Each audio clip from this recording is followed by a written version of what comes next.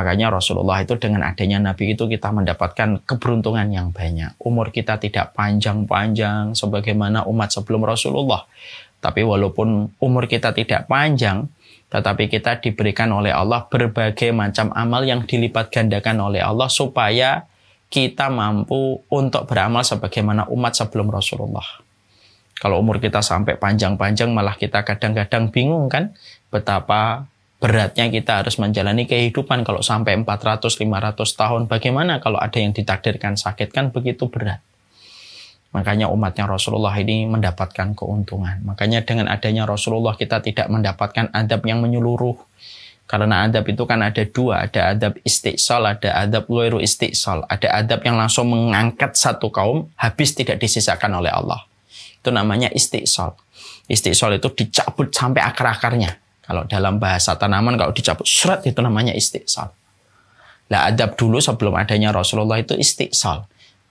Umatnya Nuh melakukan tindakan melampaui batas.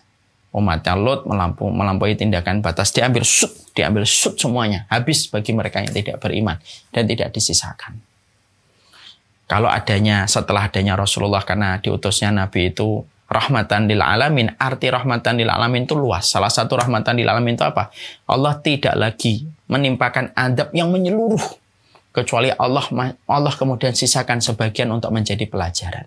Supaya sebagian itu kembali kepada Allah.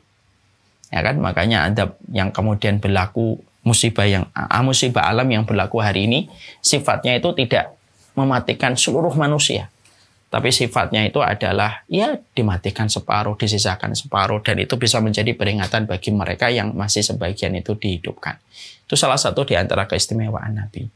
Makanya pertama kali umatnya Rasulullah SAW nanti adalah mereka itu akan dibangkitkan dan mereka itu akan disidang oleh Allah pertama kali daripada umat yang lainnya. Itu menunjukkan keistimewaan kita sebagai umatnya Rasulullah. Makanya kan sering saya menyampaikan, para ulama itu berkata, hutang kita kepada Nabi itu lebih besar daripada hutang kita kepada ibu dan bapak kita. Tanpa meremehkan kedudukan bapak dan ibu kita. Karena bapak dan ibu kita itu jalan pintu tengahnya surga. Tapi hutang kita kepada ibu dan bapak itu masih kalah dengan hutangnya kita kepada Rasul. Hutangnya kita kepada Nabi gimana nggak besar. Akhirnya kita tahu jalan neraka dan mana itu jalan ke surga itu dengan adanya Rasulullah.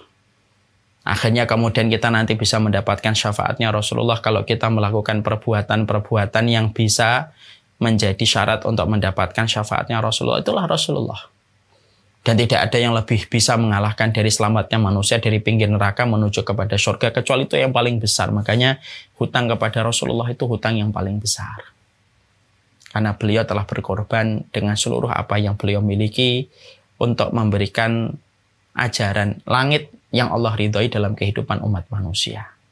Makanya di dalam salah satu riwayat disebutkan dalam riwayatnya Jabir, sesungguhnya Rasulullah SAW itu mengatakan, aku dianugerahi 5 perkara yang tidak diberikan kepada siapapun dari Rasul sebelumku.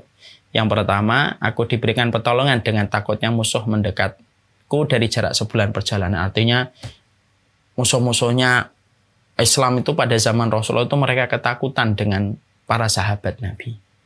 Makanya tidak ada yang nyerang Madinah kan, karena mereka sudah ketakutan.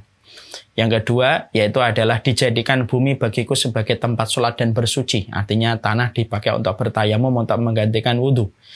Dan kemudian kita boleh untuk sholat di mana saja, kecuali di beberapa tempat sedikit yang diharamkan bagi kita sholat.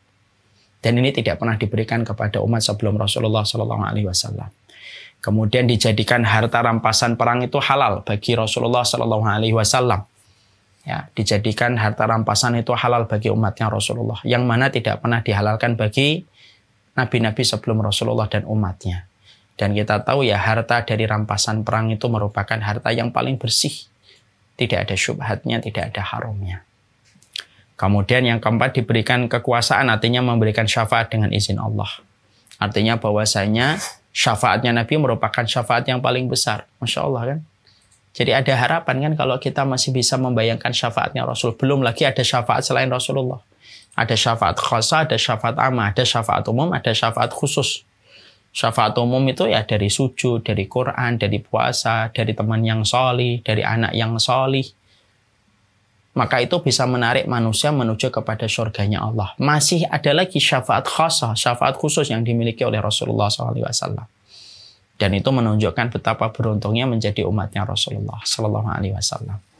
Kemudian ada yang berikutnya, yaitu yang kelima, Nabi itu hanya diutus untuk kaumnya, adapun Rasulullah itu untuk seluruh umat manusia dari timur ke barat, dari utara ke selatan. Ini menunjukkan betapa istimewanya menjadi umatnya Rasulullah. Dan ketika nanti di akhirat pun akan diistimewakan oleh Allah Subhanahu wa Ta'ala menjadi umatnya Rasulullah. Allahumma sholli ala Muhammad wa ala ali Muhammad kama shallaita ala ali Ibrahim wa ala ali Ibrahim. Betapa beruntungnya kita menjadi umatnya Rasulullah sallallahu alaihi wasallam.